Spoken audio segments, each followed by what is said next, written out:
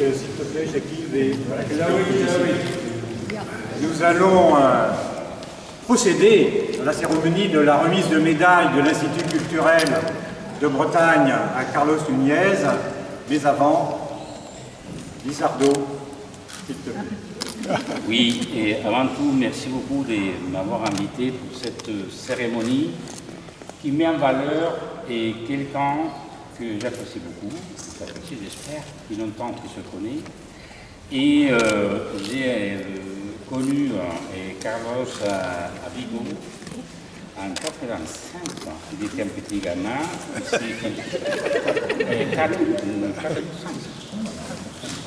oui, Vigo, alors 4 ans.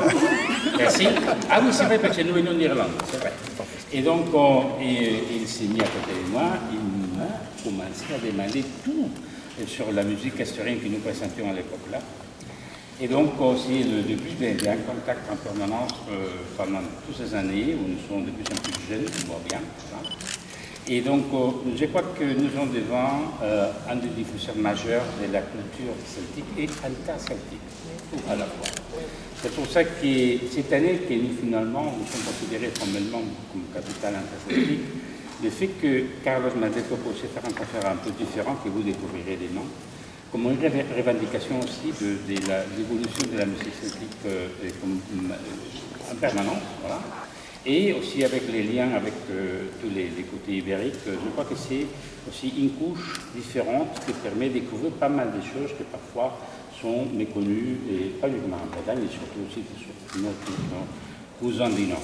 Mais en tout cas, il était toujours ambassadeur de ce festival, où il a été consacré comme grand artiste, quand il était déjà un jeune sonneur de gaïtar.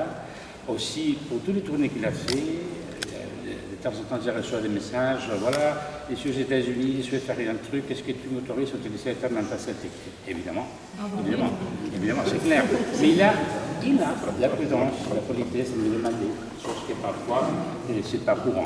Alors, il est un convaincu, un militant, un grand musicien et surtout un énorme créateur. Et dernièrement, il a montré qu'il était capable aussi d'entrer dans l'histoire, dans l'archéologie, dans la musicologie et la musicologie aussi, et montrer la solidité de nos cultures celtiques en permanence. Donc, ravi d'être avec vous pour cette médaille que tu vas recevoir tout à l'heure. Voilà. Et merci d'être parmi nous ces 2 journées très chargées, parce que je connais bien ton agenda, parce que pour caler la date, on a dû se mettre d'accord sur pas mal des mouvements qu'on fallait faire. Et voilà, félicitations encore une fois, et merci d'être là. Voilà.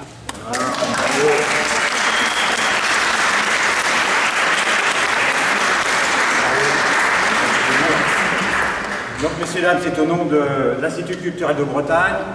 J'en suis maintenant le président, accompagné de la vice-présidente Catherine Latour, qui elle est détentrice du collier de l'Hermine, recréé par l'Institut, en son temps créé par le duc Jean IV, Jacques-Yves Le Touze, vice-président également, qui a œuvré pour que nous nous retrouvions à cet instant. J'ai pas peut-être la même facilité que Lizardo, donc une courte intervention si vous voulez bien. Carlos Nunez, le plus celte des Galiciens. Carlos Nunez, exceptionnel musicien qui, en voyageant dans le temps avec la musique celte, chante et parle donc de la Bretagne dans le monde entier. Depuis ses 13 ans à son premier festival interceltique, Carlos s'est affirmé comme l'ambassadeur musical de ce patrimoine culturel qu'est la musique celte.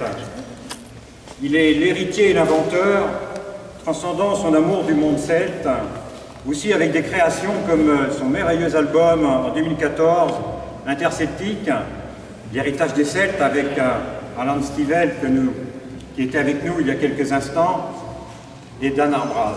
Ses concerts, celui en mars dernier, dans la plus importante ville de Bretagne, Nantes. Ses travaux consacrés à la civilisation celte, Skoll Larvro veut marquer cette histoire d'amour de Carlos avec la Bretagne, dont le fil est assurément conducteur. C'est ainsi, en vous remettant cette médaille, que l'Institut culturel de Bretagne exprime sa reconnaissance aux plus bretons des Galiciens.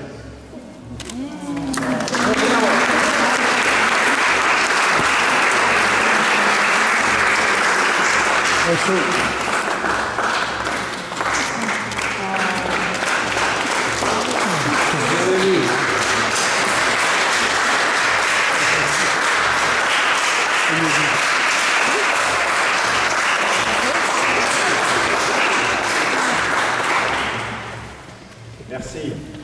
Oh là là, oh là là. Oh là là, qu'est-ce que tu vas dire? Quelle sagesse. Quelle sagesse. On est dans la Mecque de la musique celtique du monde. On est à l'Orient, en Bretagne. Et Lissardo, tu n'as pas changé depuis que je te connais. Tu n'as pas changé du tout. C'est gentil de ta part. Moi, j'ai beaucoup changé. C'est évident, c'est évident. Mais écoutez, je pense qu'on parle de l'histoire d'un rêve contemporain. On s'était connus, combien d'années? C'est déjà 84, donc 35 ans. 35 ans. Je pense qu'on a vraiment réussi notre conversation de l'époque. On parlait des Asturies, et tu étais en Galice dans un festival interceltique à Vigo qui était disparu. Dommage. Je pense qu'en général, en Galice, peut-être en Espagne, on a un petit défaut. Je pense qu'on n'a pas suivi l'exemple de l'Orient. L'exemple, et tu connais bien, Lissardo, de quoi on parle, l'indépendance. C'est très important, ce festival se fait avec le support du public. C'est vrai qu'en Galice, la culture c'est très politisé, comme en Espagne, et s'il y a un changement, le maire ou le président de la région, tout s'arrête, tous les noms changent, chaque maire veut être artiste, va changer le nom du festival. Donc, ça serait impossible d'avoir un festival comme le Festival de l'Orient, qui va faire 50 ans d'histoire. Aussi, c'est incroyable, quelqu'un comme moi, d'écouter, par exemple, pour la première fois, la cornemuse, la gaïta des Asturies, qu'on écoute ici. Ou est-ce que j'avais écouté pour la première fois la gaïta des Asturies en Espagne? Non, c'était à l'Orient. Ça démontre que l'Orient, c'est la maison de tous les Celtes. C'est le carrefour. C'est possible que les Ibériques même se connaissent. Les Ibériques, les Espagnols, on a un problème. On ne se connaît pas. Dans la télé espagnole, on ne voit pas la gaïta asturienne. Oui, peut-être un jour à l'année, avec la princesse des Asturies. Mais c'est vrai qu'on ne voit pas ça que Lissardo vient de parler. Demain, ça sera un concert extraordinaire. On aura le père de la musique celtique actuelle, Alain Estivelle. On va voir le champion de la Bretagne, Cap Cabal. Julien, Et vous pouvez imaginer les gens d'Alicante, que c'est la culture à côté de Valence, c'est la culture à côté de la côte de la Méditerranée, c'est la Catalogne, Valence, Alicante. Pour eux, venir à l'Orient et de jouer avec les gens de la Bombarde, ou les amis qui viennent d'Avila. Avila, très important, de ville à côté de Madrid. C'est comme Alain Estivelle nous a dit, Carlos, demain ce sera les Celtes, les Celtibères, les Ibères, tous ensemble. L'Orient, demain, sera aussi, pour un jour, la capitale de l'Espagne. De l'Espagne plurale, de l'Espagne qui... Oui, de l'Espagne qui donne l'opportunité à toutes les musiques différentes. C'est génial. Et j'espère que le concert de demain, ça sera la porte ouverte pour une nouvelle expérience que ça doit continuer. Merci Lissardo pour cette opportunité de faire venir les Espagnols celtes qui n'ont jamais sont venus à l'Orient. Merci nos amis de l'Institut culturel de la Bretagne. La Bretagne, c'est le centre du monde celte, c'est aussi notre capitale, c'est pour nous un grand honneur. On a appris tellement de choses ici.